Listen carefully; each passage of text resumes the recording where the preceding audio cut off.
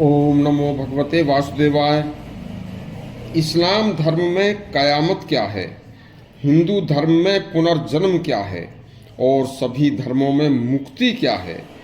इस्लाम में कयामत, हिंदू धर्म में पुनर्जन्म और सभी में मुक्ति का जो रहस्य है, इन सब के बारे में पाश्चात्य विज्ञान क्या कहता है, एक बार सुनिए। काशी के भारी विद्वान मंडन मिश्र ने एक शास्त्रार्थ के दौरान बताया कि मनुष्य की मृत्यु के बाद सभी धर्मों के अलग अलग विश्वास हैं।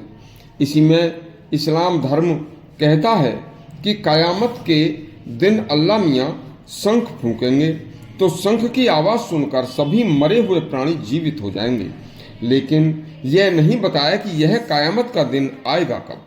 फिर मंडन मिश्र बोले कि जब वह कहते हैं कि मरने के बाद आदमी जन्नत या दोजख में जाता है, तो फिर कब्र में कौन रह जाता है जो कयामत के दिन ही उठेगा। तीसरी बात मंडन मिश्र कहते हैं कि जब कयामत के दिन सभी मरे हुए प्राणी जीवित हो जाएंगे तो जनसंख्या विस्फोट इतना भारी हो जाएगा कि जिसकी कल्पना नहीं की जा सकती। अच्छा, दूसरी तरफ हिंदू धर्म, सनातन धर्म का मानना है कि भगवान जितने भी जीवात्माओं को पृथ्वी मृत्युलोक में भेजता है, उन सब में श्रेष्ठ योनि मनुष्य की होती है। रामचरितमानस में आया है कि बड़े भाग मानुष तन पावा। तो मनुष्य का जन्म पाकर जो मनुष्य जैसे कर्म करता है, उसे उसी अपने शुभ और अशुभ, अच्छे बुरे कर्म के अनुसार फल स्वरूप अगली योनि में पशु पक्षी, कीड़े मकोड़े, धनी दरिद्र, रोगी बलवान, कमजोर, राजा या रंक का जन्म होता है।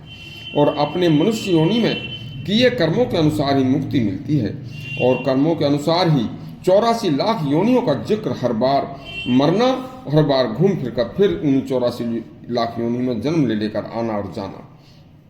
फारसी में भी इसको असल फुत मखलूकात कहते हैं।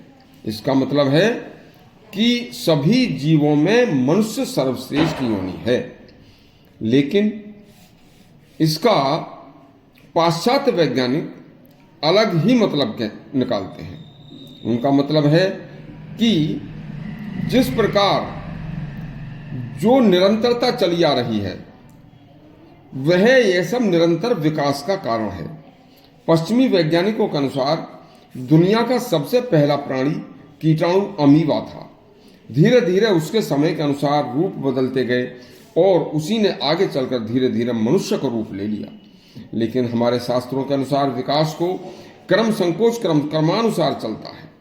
कर्मों के अनुसार अनेक जीवात्मा प्राणियों को बनाया गया है, वरना कोई अमीर घर, कोई सुख सुविधाओं में, तो कोई गरीब के घर दुख दरिद्रता में, कष्टों में, रोगी, अपंग, असहाय क्यों पैदा होता। विकासवाद के जन्मदाता डार्विन साहब स्वयं प्रकृति की विचित्रता को देखकर आश्चर्यचकित हो गए थे, और उन्होंने इस अनुसुलझी पहेली को न सुलझा हुआ देखते हुए केवल विकासवाद का ही सिद्धांत अपनाया था। निर्धारित क्रम में पशु पक्षी कीट पतंग आते हैं क्योंकि वह विवेकहीन है, इसलिए वे अपने निर्धारित क्रम के अनुसार चलते हैं। लेकिन मनुष्य अपने निर्धारित क्रम के नियमों के अनुसार न चलने के कारण और विवेकी होकर भी विवेकहीन कर्म करता है, तो उसे पशु पक्षी कीट पतंग योनि में जन्म लेना पड़ता है। कर्मों के अनुसार मोक्ष का द्वार सभी के लिए खुला है, उसमें हिंदू, मुस्लिम, ईसाई का कुछ अलग हिसाब नहीं होता। सब कुछ कर्म के अनुसार, कर्म गति पर आधारित है।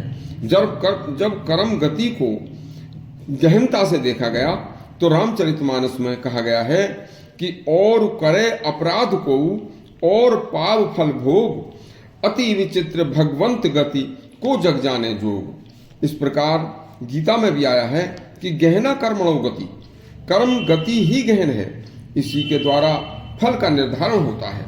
इसलिए धर्म को कोई ही पुनर्जन्म व मुक्ति स्वयं के अपने हाथ में है, न कि भगवान के हाथ में।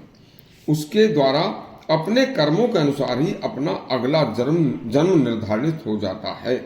इसलिए शुभ करो और मरकर भी अगली योनि अच्छी पाओ। इस तरह के अच्छे और शास्त्रोक्त प्रसंग सुनने के लिए हमारा चैनल सब्सक्राइब करें और घंटी दबाएं। धन्यवाद।